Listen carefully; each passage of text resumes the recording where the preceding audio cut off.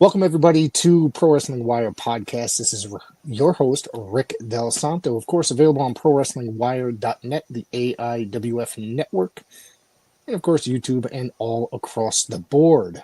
Today, I have a guest podcaster, pro wrestling personality, I guess you could say, journalist, Mr. Z. What is going on?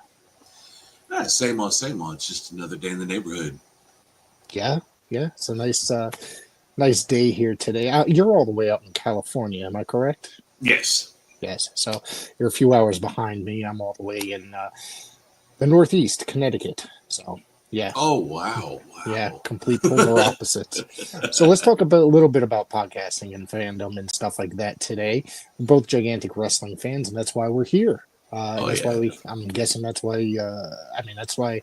It's not exactly how I decided to start a wrestling podcast, but I can get into that, and I've told that story a million times on this show. But let's see how did you get into podcasting about professional wrestling? Was that your ultimate goal when you decided to start a podcast? The original goal during it was back in 2020. It was just something to buy time. You know, Nobody's doing nothing. We're bored as heck. And my friend who lives in Utah, him and his buddy out here his buddy, my old co-host, he lives like 20 minutes away from me. He goes, they're like, oh, we're doing a podcast and we need a New Japan guy. You watch New Japan? Okay. It's the height of COVID, really. I started mine in November 2019, so probably not too far off as far as timelines go, right? I'm guessing. Right. Yeah, no, and that's when New Japan was still doing the clap only crowds. Everyone's masked and all that. And such a huge difference going from how loud they can be to how quiet it gets. Right. And I was unbelievable. I'm just like, oh, this is going to make it very interesting. And my biggest question during that era, and then I brought it up on the podcast, was like how the wrestlers respond to it, because the wrestlers are used to just the loud cheering and singing and, the fans being fans. But I mean, they still did what they did. Did you ever watch Japanese wrestling in, like, say, the 1980s, early 90s? I got some tapes because that's how we all did it. And it was very different, and the crowds are very quiet, and they would very rarely raise their voices and clap, and they treated it like a legitimate sport. It had to be somebody like Bruiser Brody, Stan Hansen going crazy, brawling all over the damn place in order for them to kind of, or just an intense moment wrestling wise, that these crowds got lit up and excited. Yeah, and watching it from then to now, and or seeing someone like Shabu when they're out there, messing with everybody, going into the crowd itself, I'm just like, they really don't respond. Yeah. But but the in-ring work, the storytelling still was very captivating. Yeah. Let's talk about your fandom. What's your age, if you don't mind me asking? I am 41 years old. Okay, so you're roughly 8 years younger than me. So, and in discovering professional wrestling, that kind of does make a big difference in a way, and that's not a bad thing. It's so I grew up in 1980s wrestling. I discovered wrestling about 1984. Got WWF living in the Northeast, and then of course within the next couple of years, I discovered every other wrestling under the sun. And as far as and the territories were still alive, but dwindling down in a way. And me, as kind of like a wrestling history nerd in a way, I still love the old territory system, and I continue to watch old wrestling to this day. How did you really discover, and what made you what got you into it? My father and my late Theo, when we go to my grandparents' house, it was like Saturday morning. They would always have it on TV. My dad, longtime wrestling fan from the Bay Area, used to go to big time wrestling shows all the time. Nice. Cow Palace was like the staple of where you would go to watch wrestling on the weekends, and they would run. My dad said that at the time they would run 3 shows a month, depending on what was going on, and a lot of it you just watched on TV. So it was a lot of sitting, hey, come sit with us, watch it. I was, I'm a kid, so I'm like, my eyes grew to Hulk Hogan, Andre, just the big bright stars that they had at the time, because they were very large, like they say, the larger than life. Right. So it got me really into it, watching all that stuff. Yeah. I told the story just recently on this podcast. The first wrestler I ever saw on TV, obviously I knew the name Hulk Hogan, but I didn't really see him. The first wrestler I think I ever saw on TV was Roddy Piper. So, and I explained this story that me and my family, we lived, me and my mom and my sister lived in one floor. It was like a 2-family house, and my cousin and his family lived on the 2nd floor.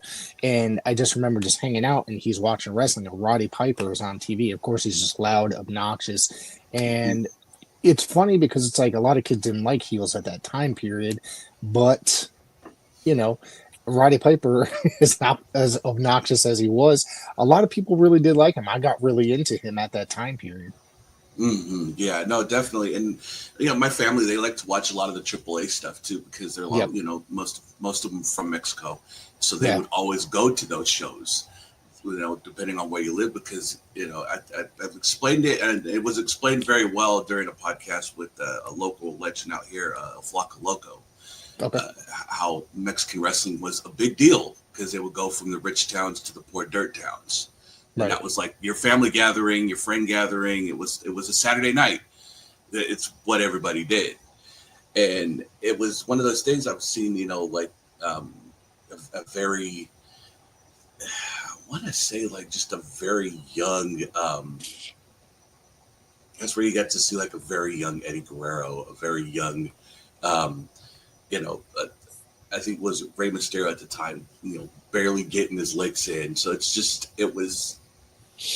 I love the pageantry. Yeah. That was, as a kid, you're just like, wow, like look at the designs of their gear and the way they're presented, the way the fans acted. I'm like, okay, I can really get into this. I remember I did a lot of tape trading back in the day, and that's how a lot of people got wrestling that was not necessarily central to their area. Like, that's how I got a lot of Lucha Libre tapes back in the late 80s, early 90s. And, of course, was it 1994, 95? That's when the When Worlds Collide pay-per-view took place on yes. And, that was, I mean, I had seen Eddie Guerrero in WCW as a jobber, I think in the late 80s, early 90s, if I remember correctly. Saw him in, I think, elsewhere here and there. And I was familiar with the Guerrero family, the other brothers, Hector, Mando, Chavo, that were, they had appeared in the AWA and stuff as well. So it's like that, the When Worlds Collide was when I really first saw, Eddie, Rey Mysterio. I was familiar with Art Barr from his stint in WCW in the Pacific Northwest as well. There was it was kind of an amazing pay-per-view, kind of revolutionary to its time in helping Lucha Libre break into mainstream professional wrestling. I mean, if you look at like a year later, ECW, WCW was bringing in a ton of luchadors. WWF eventually did it, and it was Conan became a huge, gigantic star in the United States as well. Maybe not as big as he was in Mexico, but it was just kind of like an interesting pay-per-view because it kind of revolutionized that style and bringing it over to the United States. Oh yeah, it was so different. I mean, you're like, man, these guys are quick. They can fly. They do things that the normal human body couldn't dream of doing. Right. Very, like I said, very captivating and all very great showmen. And I'm like, man, this is really cool. And then you go on to early morning Sunday wrestling. We'd watch that, or it'd be the little man wrestling, midget wrestling is what they called it. And that was and for a kid my age, I mean, that's probably like the best stuff ever. I'm like, all right, cool. But yeah, no, tape trading was very huge, and being able to find someone to get the stuff that you're looking for, whether it be a friend down the street, or in my case, it was, my dad bringing home, tapes from work that other truckers would have, and like, hey, you got to check this out. Okay, especially at the time of pay-per-views. Pay-per-views wasn't real big, but they were happening. Yes, it was. They were $19.95 usually, so $20 usually, as opposed to you look at them today. I mean, not that pay-per-views are kind of dwindling in a way, with the exception of like WWE Network is doing stuff, or Peacock, whatever you want to call it, and it's AEW still doing pay-per-views, but those things are like $60 now. It's just kind of like wild to think about that we could only spend $20 back in the day, because I would do that all day if I could. Oh yeah, no, definitely. Because I'm like, man, like it was $20 then, and well, you got to remember too. Then that time, $20 was a lot of money back then. So, yeah, back then it was a lot of money. So it's like my dad would tell me all the time. He'd be like, "Okay, you want to watch this pay-per-view?" I'm like, "Yeah." And he'd be like, "Okay, well, do your chores for the week. Make sure all your homework's done throughout the week." He goes, "And I'll gladly order it." And we at school at the time we had progress reports, so I had to bring home the week of a pay-per-view. That Friday, I'd have to bring home an A1 like progress report in order for him to order it. Yeah, we the good part about that, there was somebody that my grandmother worked with that would record them, the WWF WCW pay-per-view. So they would just basically charge her the price of the videotape, which would be like $5 brand new back then, I think. Yes. Yeah. Before VHS started to go down. So I used to get those from her, but everything else, Memphis and stuff out of California, territory stuff, that's where I started trading with people and then the internet wasn't bursting yet. This is stuff that we found in like newsletters in the back of magazines and stuff like that. And magazines at the time, some magazines like had like fan sections where there was like pen pals and some guys that would advertise newsletters and tape trading lists and stuff like that. So that was a very unique time and fun for stuff like that. Oh yeah, no, and just it meant nice. Now you take me back to that pen pal, because it was like, oh, okay, cool. You write a letter and you're strapping on a the $15 15-cent stamp just to right. Okay, and you're like, okay, now how long does it? Like, I've never focused on the amount of days it took to get a letter and then to receive a letter. Right. It was like a 2-week turnaround. Sometimes it would be like they'd go to California, say it'd be like 5 days, maybe 4 days if we're lucky. But in Connecticut, or if it's in the Northeast, a lot of times it would take like 2 days max. You know what I mean? To trade that list. But I used to trade with a guy out in California. Won't remember his name, but I just remember like a month later I'd get a list and stuff like that, and then we'd probably go back and forth for like over a month until we decided on what our receiving tapes were and stuff like that. You know what I mean? Of course, there was also long distance phone calls, which took part in that. So now this is also the day before the age of cell phones, where you didn't get charged for long distance phone calls. Oh yeah, no, you're waiting until after, I think it was after 8 p.m. where it was cheap. Yes. Yeah. So you're like, okay, I gotta call my buddy, but I gotta wait, and hopefully he's awake, because I don't know if he is. It was wild. It was a wild time period. And then, of course, the dawn of the internet age, that was like a whole nother thing. Emails and stuff like that. People doing, I used to have, one of those, I can't even remember, an AOL page where I would just list all my videotapes, and then message boards where you'd list all the stuff you had available, stuff like that. And so that was always a blast, like trying to do. And then there was, of course, eventually there was like the Crazy Max board, or the Death Valley Driver board and stuff like that, were tape trading boards.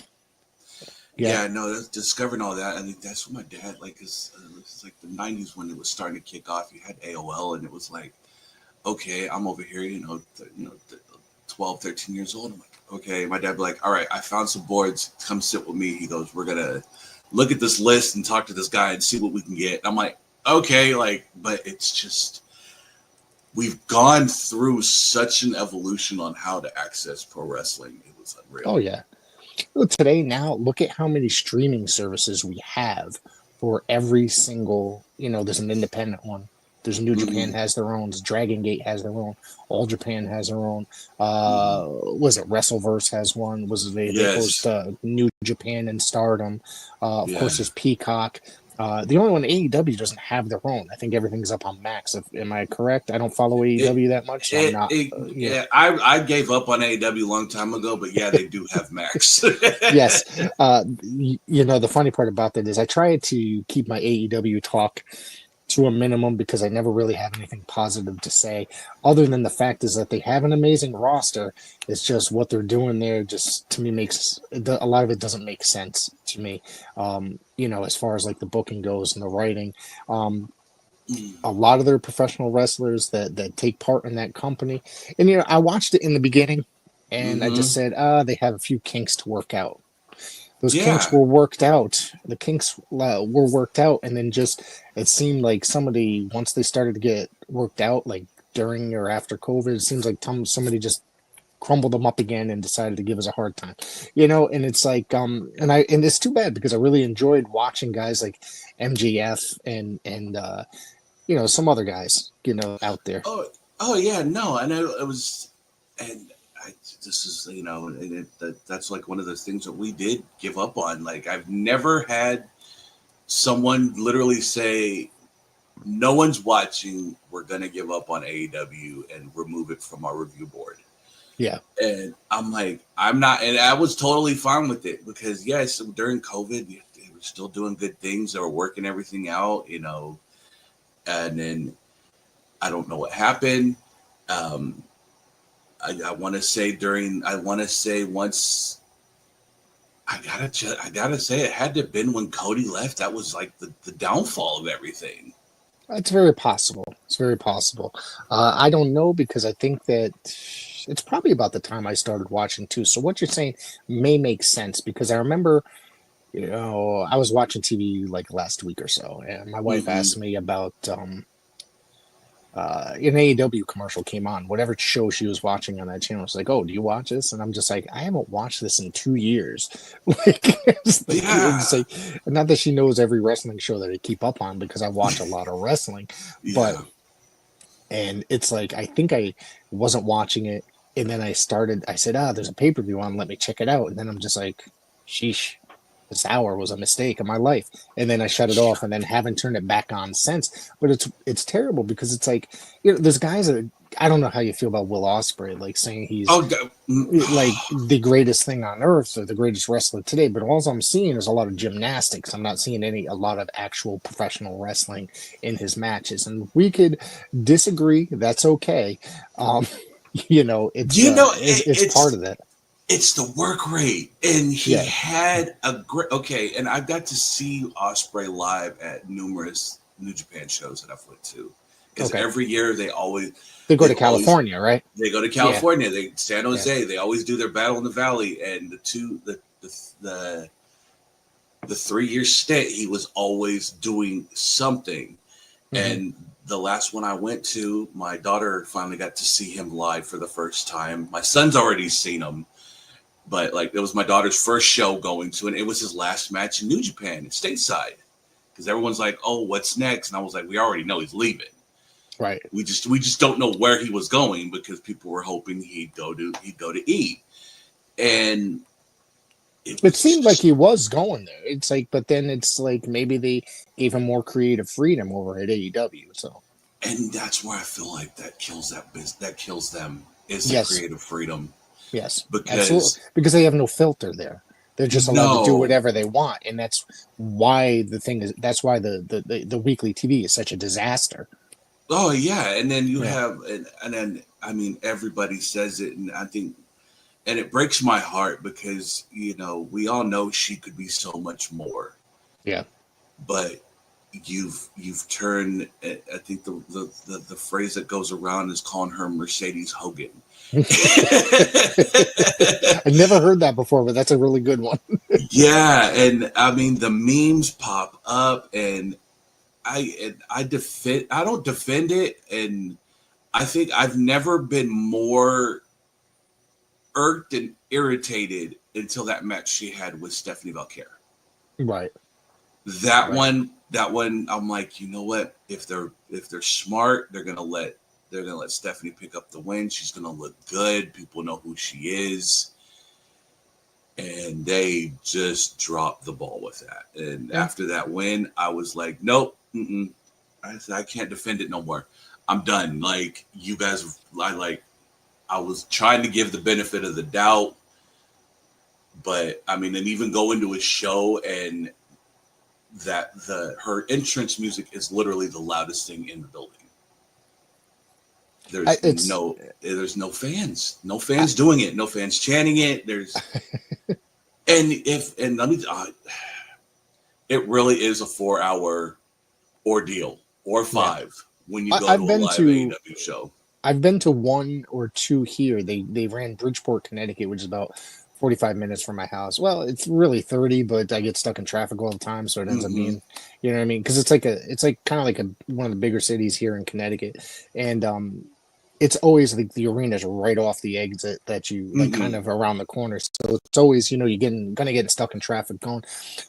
I just remember, and that's when they were still doing dark when they recorded this. So they recorded that beforehand. Then they did that for 2 hours, or Dynamite for 2 hours, and then what they did was they had maybe a match after that, and then a whole segment with, I'm trying to think of the first time, is Tony Khan and Adam Cole, maybe? Yeah, that's his name, right? Yeah. So I'm sitting here like, oh man, like I felt like I had, and I love professional wrestling and I'll go to shows all day, but I felt like that was the longest time. I went to a 6-hour WrestleMania and I wasn't as bored as I was at this AEW show. All right. So, and I got to see, you know, I was watching Batista's retirement match, was not the greatest match on earth either. So, but I had a better time at that event than I would at Dynamite. Man, I'm really ripping them apart. I said I wasn't gonna, but. You're being a lot more nicer than I would have been, that's for sure. But yeah, no, because we'd always get phone calls from some of the boys like, hey, you know, you guys, you know, your podcast, come with us and just watch it. And we're like, okay, cool. We went to San Jose, and it was like first right out of the gate, the Ring of Honor. Great stuff. A lot of young talent looking to do what they do, and we were fine with that. Jack Cartwheel, who's now WWE ID. We got to see him, you know, do his thing, and I'm like, dang, like they messed up with him. They could have made him look good, but it was just. But I mean, we loved the fact that there's someone to give the boys an opportunity, the boys and ladies an opportunity. But like every hour on the hour, it was Tony Khan screaming at the top of his lungs, doing his time cop joke. And we're just like, why? Then after everything was done, they did another Ring of Honor, and he's looking at me. My buddy's looking at me, and he goes, I'm ready to go. I said, let's go. I'm done. We're hitting the 4-hour mark of being there, and I'm just like, I'm ready to go. The last time that they came to Bridgeport, a bunch of the wrestling schools got offered free tickets for seat fillers and stuff like that. And one of the guys called me up and said, listen, we got a bunch, and my buddy works at the arena too, so he got an extra set of tickets that he could give away for free. And I got a phone call and be like, hey, do you want to come? A bunch of us are going from the school, and literally had to decline because I had a family event that evening. And I'm going to tell you, you know, I would record them. I think I still record them, and then like after a month, I delete them without even watching them. And I just have to remember to take it off my DVR. But I just remember going back and watching it from, you know, later on in the evening, because I'm like, let me check it out. It's local, and I just remember being like, man, I'm so glad I didn't end up going, even though it was free. You know? Yeah, exactly. And that was just like, you know, it's bad when people won't go for free. Let's just leave it at that. I mean, I probably could have gotten out of what I was doing, but I chose not to. And, you know, I talked to some of the old timers and talked to some of the boys that went, and some of the guys, some of these wrestlers never even seen AEW before, because it's like they're just out there working and stuff. And some of them are just like not impressed with the product that they had to see, that they sat through. Yeah. Right. And that's what it is. It's your, I don't know if it's wearing the fans out, or you're just killing the momentum, and it's hard to pinpoint what exactly it is, but trying to be nice about it, and that's where I want to say that it's kill it. Like I just want to say it's like people that defend it, and I get it. You got the hardcores that defend it, but it was like you got to be seeing the same thing we are, and you have and it's the fans that do what they do is what lets him do all the crazy he does. Yeah. But he, we've learned that he lives off that TK lives off of message boards and Reddit and everyone that tells social media. Gives him give him the old pat on the back saying you're doing a good job, pal, and that's it. Yeah. Hey, as long as everybody's getting paid at the end of the day, you know what I mean? I mean, that's really what counts. As long as some of those guys on the show might be getting overpaid, but as long as they're collecting their paychecks and they're able to be cashed. So that's all that matters, I guess. I mean, we got to say, money talks. So I'll take that. And it's it's great that there is so much wrestling in the world today, because right now we're at the peak of professional wrestling. Probably the biggest thing, one of the biggest peaks since the 80s and 90s, late 90s Attitude Era. Like right now, wrestling is all over the place. I mean, there is like a million shows on between streaming networks, cable TV, and there's wrestling every weekend. Sometimes in my own city or own state, there's probably 3 or 4 shows on a Friday or Saturday night to choose from. And it's kind of amazing. And right where I am now in my state, there's more wrestling companies in my state now than there has been in probably 2 decades, maybe even 3 decades. Yeah, that's the big thing. And that was like when the direction changed of our podcast to be more geared with independent wrestling. And you find out there's every weekend there's at least 2 shows going on. And depending on what part of California you lived at, it was 30 minutes to 45-minute drive, depending on where you go. But it was like, which isn't bad. Yeah. No, not at all. But it's telling people like it's the best $20 you'll spend. Yeah. Take the family out for dinner and then go to the show, because most of the time bells are at 7:00 at night. Yep. You got time to go grab food and then go. And I take my youngest son with me. He's 9 years old. He's at every show, and I do commentary for several different promotions out here. And he's always with me, whether I'm working or I'm going as a fan or a friend. We'll go out, go to whatever burger places in the area, Burger King, go grab a pizza, and go sit and watch a night of wrestling. And now he's getting to the age where he's actually, and I've been taking him since he was about 6. So now he's getting to the age where he's going to sit there, pay attention, and enjoy himself. Yeah, and then that's what it is. I mean, my daughter, she went to her first one, I want to say last month. Like I think it was right before my surgery. I took her to her first independent show that I was recording and doing promoting the podcast, promoting the brand, and she had a great time. And it was like, all the action's like right in front of you. Most of the time goes back to your table, depending on where you're at in the venue. But it was the kids, both my son and my daughter, they're just like, we like that guy, or we like that guy. That girl's really good. I'm like, yeah. But they don't pay. They're not on their phone. They're not playing games. They're watching the show.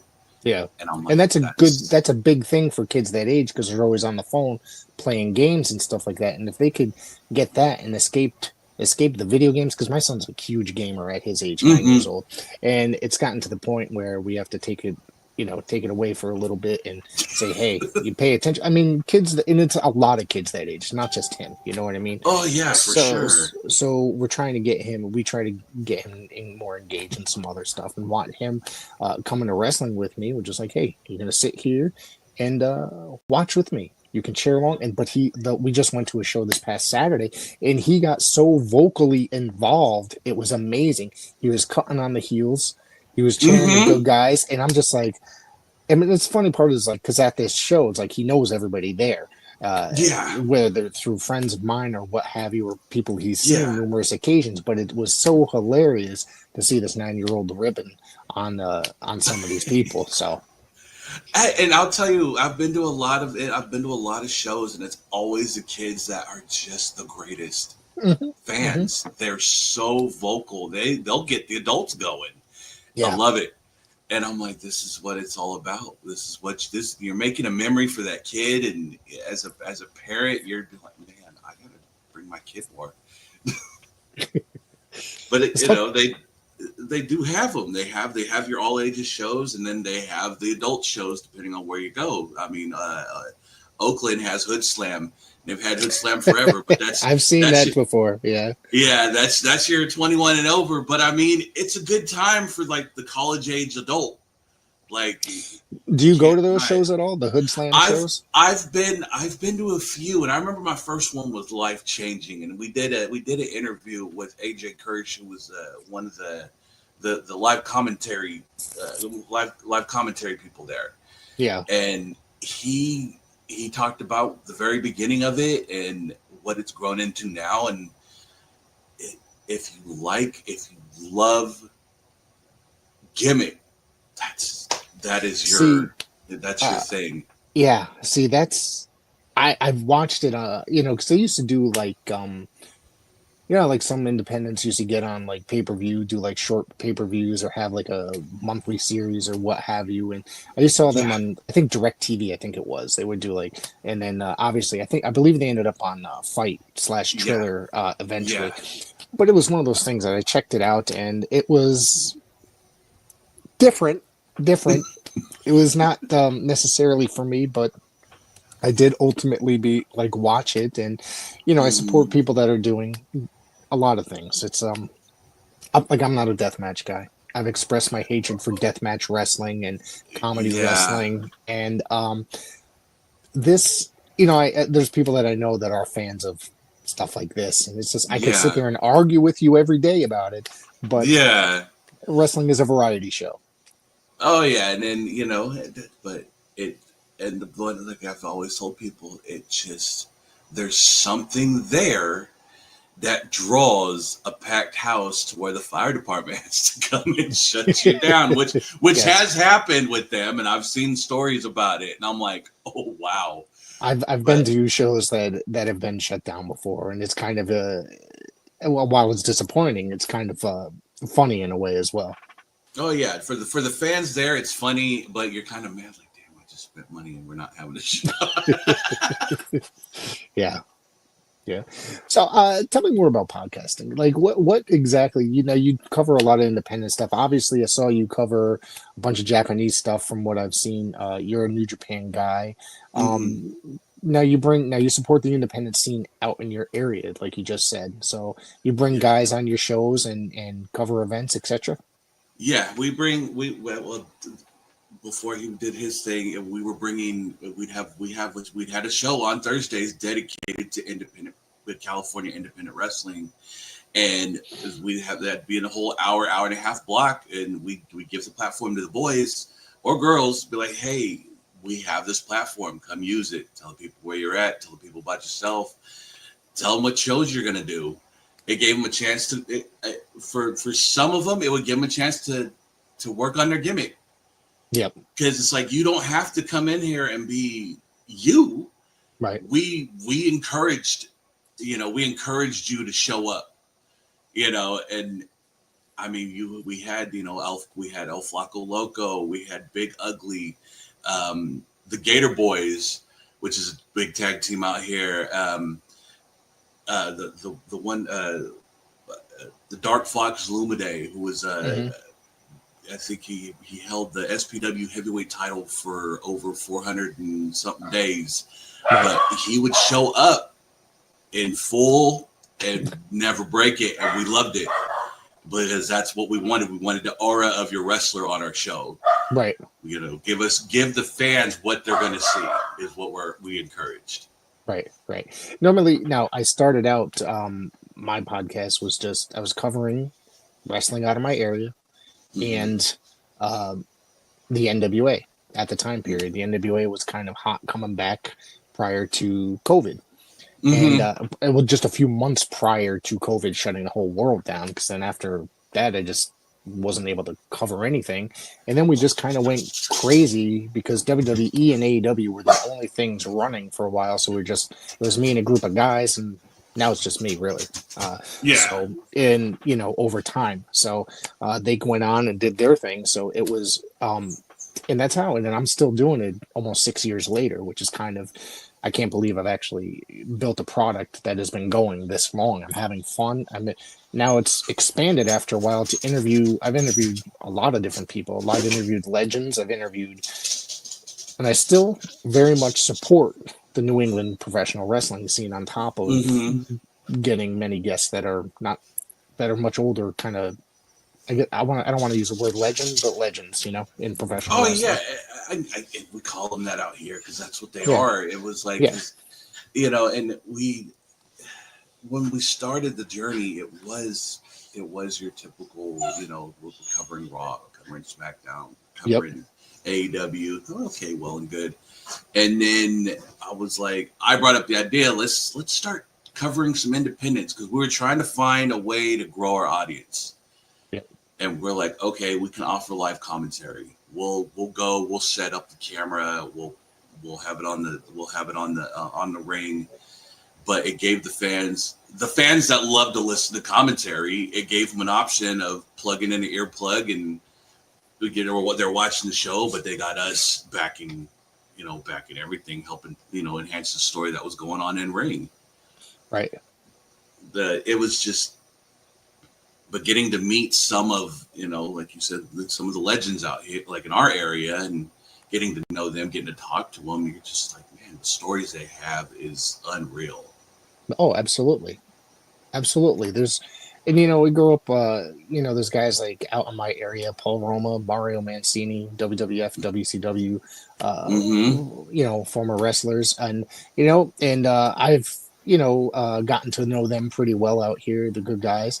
And they run a school out here. So, it's, I've had Mario on my show and I had an amazing 90-minute interview. And, while he talked about his career, he also talked greatly about his students. I don't know if you've heard about him, Dustin Waller, who's kind of hot on the independent scene these days, Kylon King. It's like he's really, that's him and Paul were their teachers and taught them to wrestle. And so they, it's kind of amazing that they, he just went out there and then made a bunch of the show about them. And, it's really cool just to talk to guys like this. Now it's like I plan on doing a second part with Mario at some point. It's been like 5 years, so I just gotta make the time and ask him. Yeah, no, I totally get it. And it was, like out here, you hear the guys that train, like Sir Samurai, who just recently retired due to health issues, and Scoot Robinson, and you have, Big Ugly JD Bishop runs the Ugly Dojo out of West Sac. That's another one that he's grown a lot of local talent that has went on to the bigger stages in the area. And I think what it was, and God rest his soul, Roland Alexander, the man who ran APW. Right. Yes. When everyone discovered it watching Beyond the Mat. Yeah, they used to have a weekly internet series I used to watch. Yes, they did. All the time. Yes, they did. Yes. Yeah, and I used to download them, burn them to a disc, and this is before really, plugging it into the TV. But yeah, I used to download them from their website and put them on a disc and watch their weekly shows, and it was a fun product to watch back in the day. Yeah, and I'm like, and going to and it's like you have.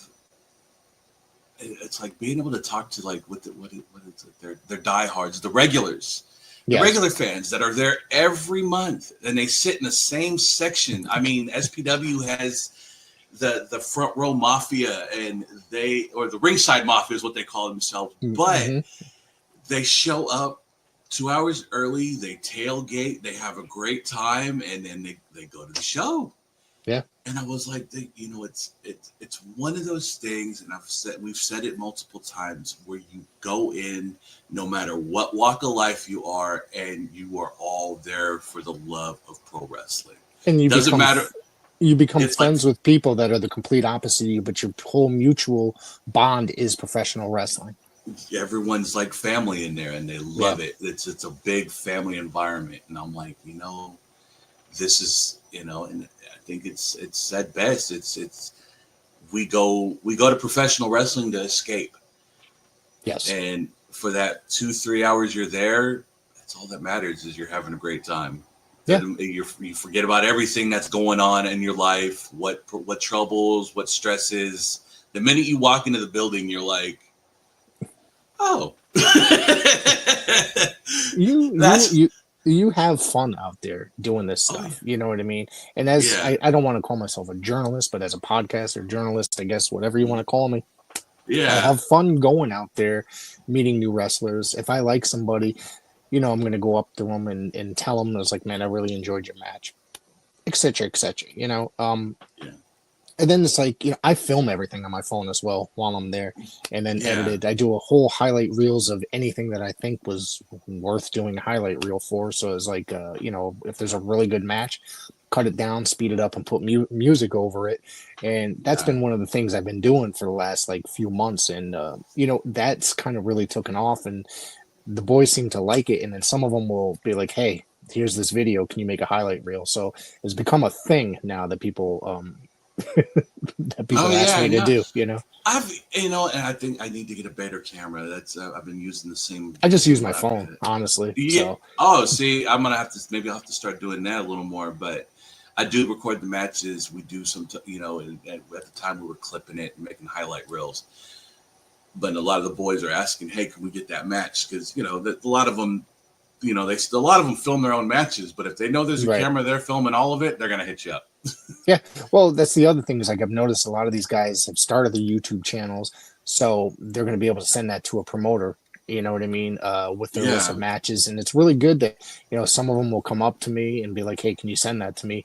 And yeah, no problem, man. I got no problem sending it. It's fun to record, and it's fun to be a part now. As doing our part Yes. as such a minimal part as part of our job as a Yeah. podcaster and fan.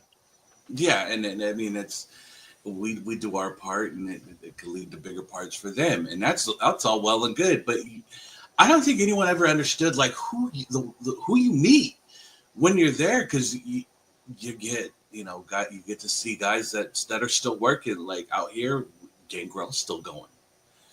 Um, that's like and I mean, you probably know it better. You probably would know it out in your area too. Mustafa Saeed's still working.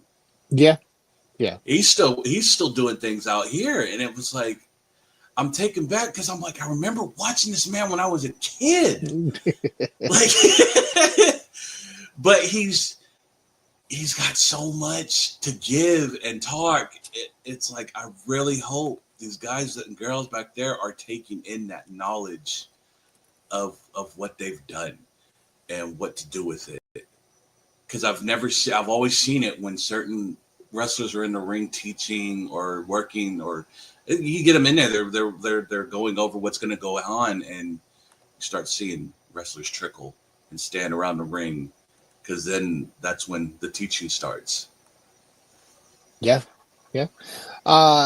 Mustafa Saeed is, for anybody that doesn't know, is part of the oh shit, the Gangsters. Correct. That was the name of Gangsters, the team. yes, Yeah, with New Jack, gangsters. with the late New Jack, and the first time I ever saw those guys, I used to get Smoky Mountain TV up here, which is on a Mm-hmm. small UHF channel, which I don't think anybody knew about it in my area. But when I saw it, because I used to just get the tapes, you used to have to order them from Smoky Mountain, Yep. the catalog. And one day I discovered I had it, and I saw them, and I was like, "Holy crap, these guys are nuts!" And then not too long after that, they showed up in ECW. ECW used to get on the Madison Square Garden network out here at Yeah. it used to be on 2 o'clock in the morning. I would work or Mm-hmm. 1 o'clock in the morning. Pardon me. I used to work until midnight every night on Saturdays, and then come home, eat dinner, and then it was on at 1 o'clock. So that was my ECW, not discovering ECW, but that was how I watched ECW every Saturday night. It was just, to me, it was wild that Yeah. I got to see it at the time. And ECW, while I enjoyed it at the time, after like 1996, Mm-hmm. I don't watch the footage now as much after 1996. I go back, watch 93 to 90, 95, 96 ish, and but in 98, 99, they were coming up here in 2000 before they closed down. They were coming up here all the time, and I went to Buffalo for the pay per view. Crap, was it November to Remember, maybe in I Buffalo, think that's what it maybe. was. Yeah, Yeah. yeah, and it was, they were fun to go to at that time period. They even ran the whole Vic Grimes and New Jack incident where Grimes almost killed Oof. him. Happened in Danbury. I was at that show. Oh, So wow. the big Danbury Fall, that was at the Westcon University O'Neill Center, and I just remember the whole place was like going nuts that whole night. That was a fun show to go to. Yeah, that's still. I mean, oh my goodness. I mean, I remember watching that, and I'm like, was that supposed to happen? I mean, and then you hear this, and then you hear the story, and I'm like, oh, Yeah, okay, yeah, yeah. No, I just, as much as I enjoyed it, it was one of those where like you knew it was too. It got to a point where you think like, okay, this is a little much, and for me, it was. I gotta say it was more the hot branding iron or your oof, oof, flaming yeah. table. I'm like, okay, no. One of the things that really stuck out about me in ECW moments was Chris Benoit and Al Snow. It was the first time I think I had really, really seen Al Snow. I think. Um, Mm-hmm.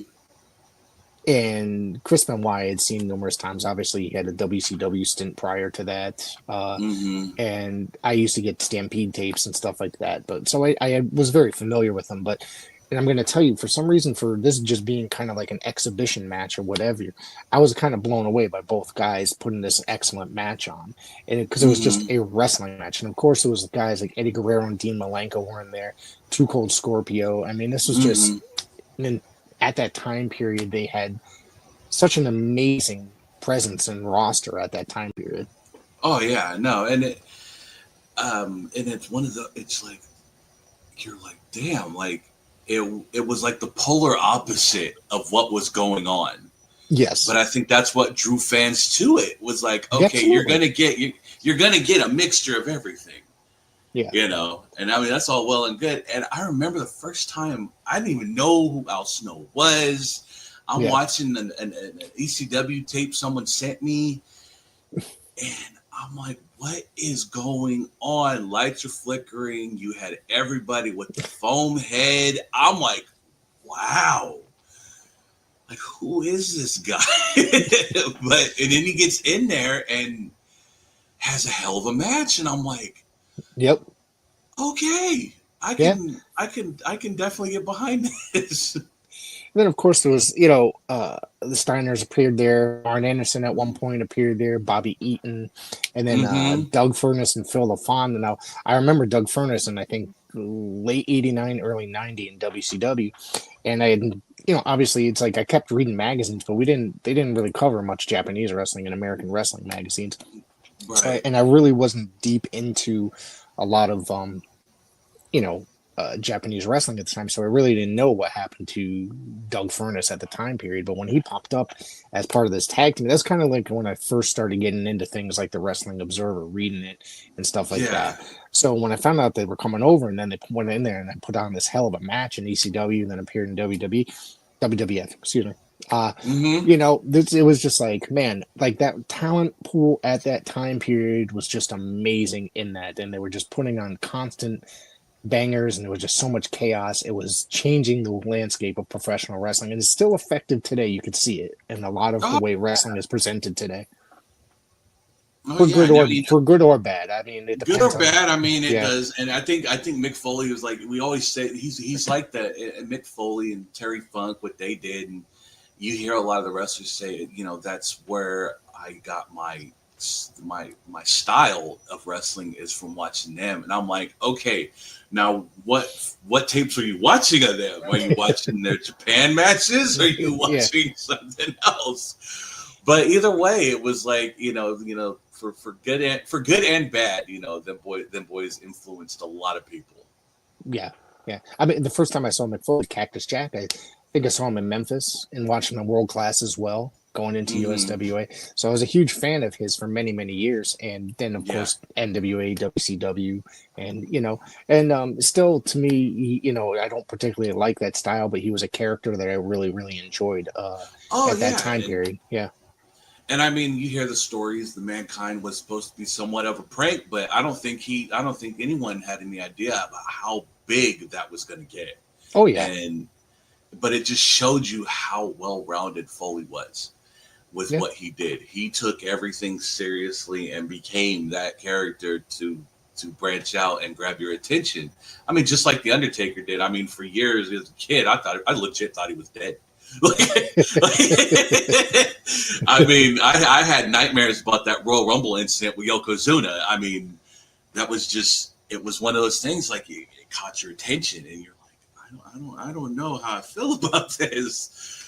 But I mean, and for me, like my big thing when WCW was running is when they would bring the Japanese wrestlers. They brought a great Muda. And I mean, I remember seeing Muda in tapes that I would get from people. Yep. And I'm like, when he showed up my dad, my godfather, and everybody, we already knew who he was because we watched the tapes. So when he showed up, we're like, oh, smoke, it's Muda. And, Muda's style in an American ring, it was, people loved it. It was different. Like I said, it was different. You didn't see these wrestlers doing what they did out here. And so you watch them. And I remember going to, I want to say I got to see him live once at a Nitro years ago in Sacramento. And I was done for the night. I got to see my guy. it was I want to say it was him. I want to say it was him and Psychosis in a match. And I was just in awe the whole time watching it. I was like, okay, we can go home now. Like I got to see him. I got to see Muda. I'm ready to go. My first exposure to Japanese wrestling was the WCW New Japan Super Show.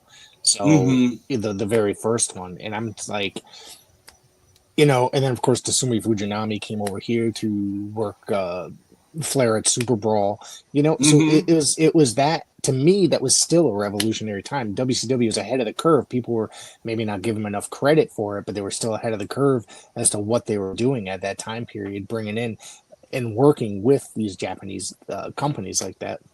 Yeah, and I mean, I know people that have met who was like the prime reason behind it, Sonny Ono. Right. I know people that met him. They've taken the selfie with the man. I mean, he's the originator of the selfie. So it's like, if you're gonna have to take a selfie, you let him take it because he knows what he's doing. But it was finding out like he was he was the middleman to bringing some of these guys over. And you're bringing over all these different names and just the great talent. And you got to give Bischoff a little credit somewhere to do and doing all that, because he was the man behind most of it. So you're like, I mean, love him or hate him, and I mean, I think we have more respect for him than we do the other guy. I want to say Russo. Yeah, we have a lot more respect for Bischoff than we do him, but it's just you got it. It was different, and yeah, you got to give WCW some kind of credit. I mean, we trash on it now, but it's like, but they did showcase a lot of talent that we would have probably have never seen until like the dawn of the internet. We'd still be tape trading at this point. Yes, probably. Yeah. What do you got coming up with your show? Anything exciting? I do. I'm working on the Independent Minute. We're going to talk about the show that happened last Friday. It was Ugly Dojo's final. It was their summer series, the final show from the original location in West Sac. We're going to talk about that. That's like my big one coming up. But for the Rebound podcast, we will be talking about ZSJ winning the IWGP title again, which no one saw coming. It was on an event that no one can watch, apparently, because I keep hearing from everybody that, have you watched it? I didn't have access to it. what happened. So I'm trying to find out a way where I could actually watch these matches. Maybe it's up on the channel. I don't know. But yeah, that's the big one for me, is talking about ZSJ walking away with the title. And the big question is, was that a good move? So of course, I mean, personally, he's probably the greatest technical wrestler today. He is. If you think about it, and him winning the IWGP, Jesus, stuttered there. Him winning the IWGP, it's probably, in my personal opinion. Now, I'm not following New Japan like I used to, but I read about it, and I think it's probably one of the best moves, because I mean, that title is not for suckers. You know what I mean? It's not. They don't put that on just anybody. Have they always made the correct decision? Not always. But putting it on somebody like him that's going to represent it, you know, the NWA back in the day used to put it on somebody that is going to protect the company and protect the title, and that could shoot on you if you fuck with them. So this dude is like one hell of a technical wrestler. So they might be going back to the old school with that kind of and thing. That's the perfect move in my book. I mean, I enjoy seeing ZSJ. I was sad when he came and left as quick as he did with trying to go through Evolve. Right. But what he's done for himself in New Japan, it's unreal. And with me following that, and of course I'm going to talk about the other Japanese organizations. I follow Marvelous, which is, you know, they're I would like to say it's more of their independent wrestling out there, but the likes of, you know, Big Ugly Son, Titus Alexander's out there, Amira, like local talent from us is out there. So it's like, that's giving me a reason to follow them more and let people know, like, you gotta watch more wrestling, folks. It's not just what we have on TV. You gotta access it. Yeah, like I said, there's streaming services galore out there. There's wrestling for everybody. You don't have to like everything, because, like I said earlier, I hate deathmatch wrestling. I hate comedy wrestling. But there's streaming services for everything. You can find IWTV's got a variety of things. You know, I watch stuff on there from a lot of the New England scene that I might not like everything, but I'm supporting my friends and brothers by watching. You know what I mean? So get out there. If, like, you know, you're a fan, you got made friends in the independent scene with people, or if you're fans with anybody like that, you watching that will support them. Yeah, definitely. And I just, you know, and of course, you know, obviously, you know, Big Ugly, he shares a lot of his son's matches, because he'll get the video, the match itself, and he'll post it. And I'll pop, because I'm like, I just talked about that match. Like, and he hit me back, and he was like, I gotta listen to your show. I was like, yeah, sure. No, thank you, sir. Thanks, boss. Go ahead. Make sure check it out, because it's I made him look good. Don't worry. I put him over for you. Yeah, there you go. What goes into you podcasting? We've got a few more minutes left of the show. So what goes into you podcasting? Like, how long is your shows typically? My shows range from anywhere from 25 to 45 minutes, depending on how much information I have. Because there are some weeks where I do get busy, and it's like, I know I have to shell it out, but I'm going to still give you the best that I can in that short amount of time. Right. But it's a lot of not note taking, but you're trying to grab the highlights. So I do try to look up highlight reels, and a lot of, you know, I'll even not fast forward through a match, but I'll put it on my computer and speed watch it. Right. Just to get the gist of it. But it's just, it's I know people are like, oh, but it's easy. No, it's a process. I'm a terrible note taker. And if you watch the show I recently did, I do a vintage show called Main Event Memories, and my friend was a guest last night. We covered some old AWA stuff. And it's proof that I'm a terrible note taker, because I put the matches out of order when I was trying to list them off, and I didn't remember particular moments, even though I watched the show that day. So, notes are very important, and it's my fault that I was kind of an idiot and didn't put everything in order. So there's a lot of work that goes into podcasting, and you know, there's days, you know, thank God for sites like Cage Match and stuff like that, where you could go in and find information about particular wrestlers and companies and stuff like that. Yeah, definitely. No, yeah, and that's a lot of it too. Is just finding the right source to Right. give you the accurate information, because there are places out there that don't that won't give you what you're looking for, or they'll give you the short version, and it's like, no, I need more. I need a little more cross history. reference cross reference Yeah, is also a very exactly. big, because there's some things that don't sound right and I got to go to another site, and I'm like, okay, this is wrong or this is right. Like people's dates of birth, you go to like one site, it'll just list a completely different date of birth, you know what I mean? I think I Yeah. found 3 different date of births for Greg Gagne. It's Oh, wow. and was told that it was wrong, so I'm like, all Yeah. right, whatever. So Yeah. yeah. No, that's it. It's just it's a lot of it's more of just making sure you're well prepared. That's all. But Right. at the end of the day, as long as you're prepared, your show's gonna go just fine.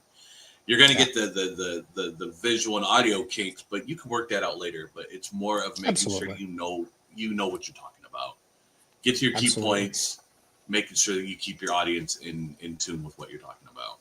Do you have anything big coming up? Any guests or anything like that? I'm working on hopefully two interviews. I got one coming up, and he's from Lodi, California. He's with Dragon's Den 209 Academy out there. Uh, big MF Matt Freeman. He works with Realm of Warriors Championship Wrestling, and I'm working on having him as a guest to just shoot the breeze, because Yeah. I let them have free reign. I'll throw something out there and let them go. So Yeah. that's my next interview I'm working on. Hopefully I can get that sealed and delivered to everybody. Yeah. Yeah. Working on booking guests, it can be hard or it can be extremely easy. Either way, when it works out, it's the ultimate form of fun, and when it's a success. Oh yeah, and especially if you have people in there that are living it, and you're like, all right, this is gonna be a fun show, because Yeah. you have the ones that are just like that they'll talk, but then you have the ones that'll have fun. And I'm all for either or, because it's like we're gonna get a history lesson. It's just sit and enjoy. Yes. So I'm a history guy when it comes to wrestling, and I love to sit here and listen to stories about professional wrestling and all that stuff. So, um, all right. So I want to say thank you for coming in. Why don't you tell people where they can find you and find your show? So you can find me on YouTube at Mark Out or Get Out Podcast. You can find me on YouTube. You can find me on X at Miguel ZVOW, and on Insta at Miguel ZVOW. Follow me there, All and right. I post everything from what's going on to even what I'm doing just in my daily life. But you know what, folks, you follow me. Well, there you go. I want to say thank you for dropping by and coming in, and we're gonna have to do this again sometime.